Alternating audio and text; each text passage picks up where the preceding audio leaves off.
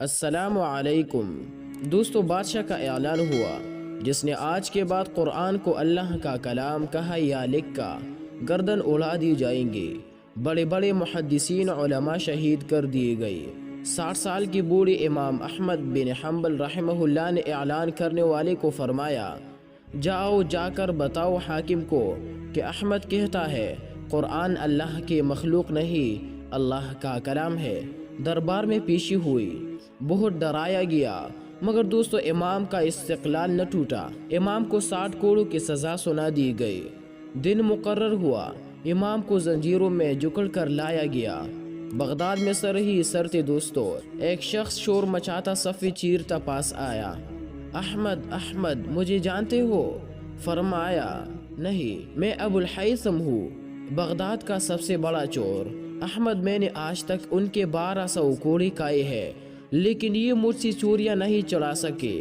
کہیں تم ان کے کوڑوں کے ڈر سے حق مت چھوڑ دینا۔ امام، میں نے اگر چوریاں چھوڑی تو صرف میرے بچے بھوک سے تڑپیں گے، لیکن اگر تم نے حق چھپایا تو امت برباد ہو جائیں گے۔ دوستو امام غش کھا کے گر پڑے، ہوش آیا تو دربار میں تھے۔ حبشی کوڑے برسا رہا تھا، 30 کوڑے ہوئے۔ معتصم نے کہا، امام کہیے۔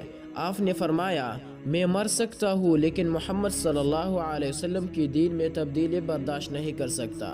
پھر سے کوڑے دوستوں برسنے لگے۔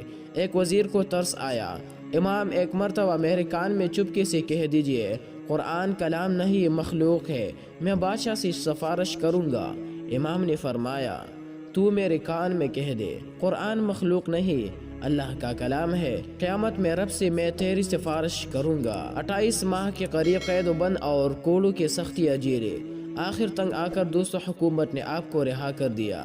اس آزمائش کے بعد 21 سال تک زندہ رہے، خلق خدا کو فیض پہنچاتے رہے، کوڑوں کی تکلیف آخر عمر تک محسوس کرتے تھے، لیکن دوستو عبادت و ریاضت میں مستقیم اور دستور تدریس میں ہمتن مصروف رہے، اور 12 ربیع الاول 241 ہجری میں بروز جمعہ آپ نے وصال فرمایا۔